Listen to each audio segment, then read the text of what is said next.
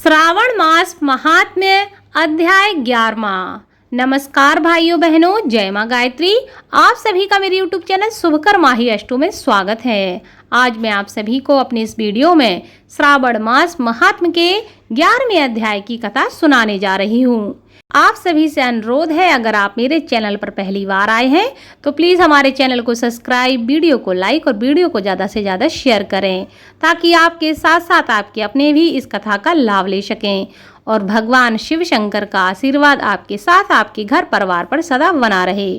11वें अध्याय में रोटक तथा उदंबर व्रत का वर्णन किया गया है। सनत कुमार कहते हैं कि हे महादेव, श्रावण मास के 12 के सभी व्रतों को मैंने आपसे सुना है, किंतु आपके वचनामृत का पान करके मेरी तृप्ति नहीं हो रही है। हे प्रभु, श्रावण के समान अन्य कोई भी मास नहीं है, मुझे ऐसा प्रतीत होता है, अतः आप इन तिथियों का महात्म्य मुझे बतलाएं। तब भगवान शिव कहते हैं कि हे सनत कुमार, मासों में कार्तिक मास श्रेष्ठ है और उससे भी श्रेष्ठ माघ माह माना गया है, और माघ माह से भी श्रेष्ठ बैसाख माह है, और उससे भी श्रेष्ठ मार्गशीर्ष है, जो कि श्री हरि नारायण को अति प्रिय है।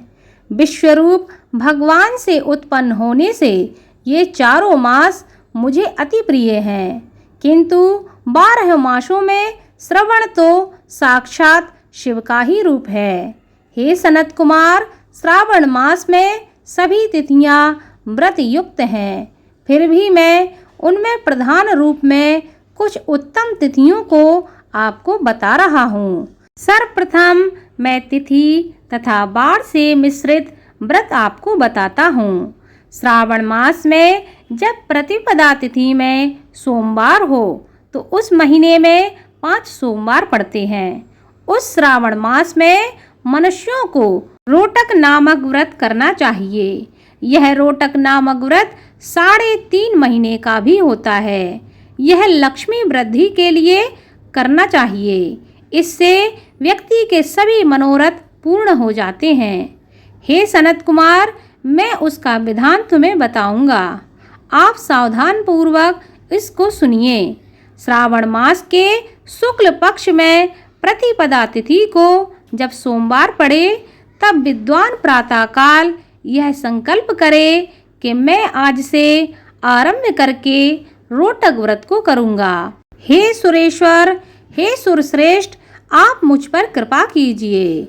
उसके बाद अखंडित बेल पत्रों, तुलसी दलों, नीलोत्पल, कमल पुष्पों, कहलार पुष्पों, चंपा तथा मालती के पुष्पों, गोविंद पुष्पों, आँख के पुष्पों, उस ऋतु तथा काल में होने वाले नाना विधि अन्य सुंदर पुष्पों, धूप दीप नैवेद्य तथा नाना प्रकार के फलों से शूलधारी महादेव की प्रतिदिन पूजा करनी चाहिए। विशेष रूप से रोटकों का प्रधान नैवेद्य अर्पित करना चाहिए। पुरुष के आहार प्रमाण के समान 5 रोटक बनाने चाहिए। बुद्धिमान को चाहिए कि उसमें से 2 रोटक ब्राह्मणों को दे दे, 2 रोटक स्वयं भोजन करे और 1 रोटक देवता को नैवेद्य के रूप में अर्पित करे। बुद्धिमान को चाहिए कि शेष पूजा करने के तदंतर अर्घ्य प्रदान करे। केला, नारियल, नींबू, बीज पूर्वक खजूर, ककड़ी, दाख नारंगी, बिजौरा, अखरोट, अनार तथा अन्य और जो भी ऋतु फल हों, वे सब अर्घ्यदान में प्रशस्त हैं। उस अर्घ्यदान का फल आप सुनिए। 7 समुद्र सहित पृथ्वी का दान करके मनुष्य को जो फल प्राप्त होता है, वही फल विधान पूर्वक इस व्रत को करके वह पा लेता है। विपुल धन की इच्छा रखने वाले को यह 5 व्रत अवश्य करना चाहिए। इसके बाद रोटक नामक व्रत का उद्यापन कर देना चाहिए। उद्यापन के लिए सोने तथा चांदी के 2 रोटक बनाएं। प्रथम दिन अधिवासन करके प्रातःकाल शिव मंत्र के द्वारा घृत तथा उत्तम बिल्व पत्रों से हवन करें। हे तात, इस विधि से व्रत के संपन्न किए जाने पर मनुष्य के सभी मनोकामनाएं पूर्ण कर लेता है। हे सनत कुमार, अब मैं द्वितीया के शुभ व्रत का वर्णन करूंगा, जिसे आप श्रद्धा पूर्वक अवश्य सुने। उस व्रत का नाम है औदुंबर नामक व्रत। इस व्रत को करने से मनुष्य लक्ष्मीवान तथा पुत्रवान हो जाता है और उसके समस्त प्रकार के पाप कट जाते हैं।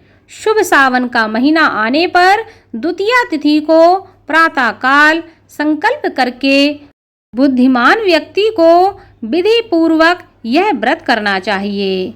इस व्रत को करने वाला स्त्री हो या पुरुष हो, वह सभी संपदाओं का पात्र हो जाता है। इस व्रत में प्रत्यक्ष गूलर के वृक्ष की पूजा करनी चाहिए, किंतु गूलर वृक्ष ना मिलने पर दीवार पर वृक्ष का आकार बनाकर इन 4 मंत्रों से उसकी पूजा करनी चाहिए। हे औदुंबर, आपको नमस्कार है। हे हेम पुष्पक, आपको नमस्कार है। हे जंतु शहद फल से युक्त तथा रक्त अंड तुल्य फल वाले, आपको नमस्कार है। इसके अधिदेवता शिव तथा शुक्र की भी पूजा गूलर के वृक्ष में करनी चाहिए।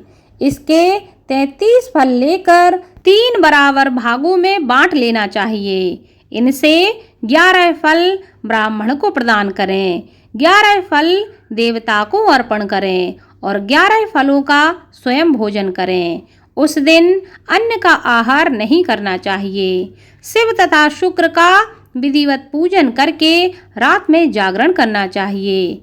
हे तात, इस प्रकार 11 वर्ष तक व्रत का अनुष्ठान करने के बाद व्रत की संपूर्णता के लिए उद्यापन करना चाहिए। सुवर्णमय फल, पुष्प तथा पात्र सहित एक गूलर का वृक्ष बनाएं और उसमें शिव तथा शुक्र की प्रतिमा का पूजन करें।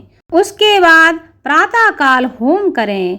गूलर के शुभ कोमल तथा छोटे छोटे 108 फलों से तथा गूलर की समिधाओं से तिल तथा घृत सहित होम करें।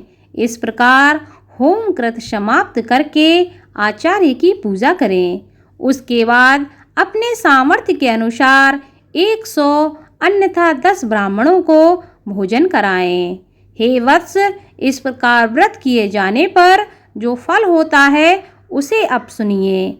जिस प्रकार यह गूलर का वृक्ष बहुत जंतुयुक्त फलों वाला होता है, उसी प्रकार व्रतकर्ता भी अनेक पुत्रों वाला होता है और उसके वंश की वृद्धि होती है। यह व्रत करने वाला सुवर्णमय पुष्पों से युक्त वृक्ष की भांति लक्ष्मीप्रद हो जाता है। हे सनत कुमार, आज तक मैंने किसी को भी यह व्रत नहीं बताया था। गोपनीय से गोपनीय इस व्रत को मैंने आपके समक्ष कहा है। इसके विषय में संशय नहीं करना चाहिए और भक्ति पूर्वक इस व्रत का आचरण अवश्य करना चाहिए। इस प्रकार श्री स्कंद पुराण के अंतर्गत भगवान शिव और सनत कुमार संवाद में श्रावण मास महात्म का 11वां अध्याय संपन्न हुआ।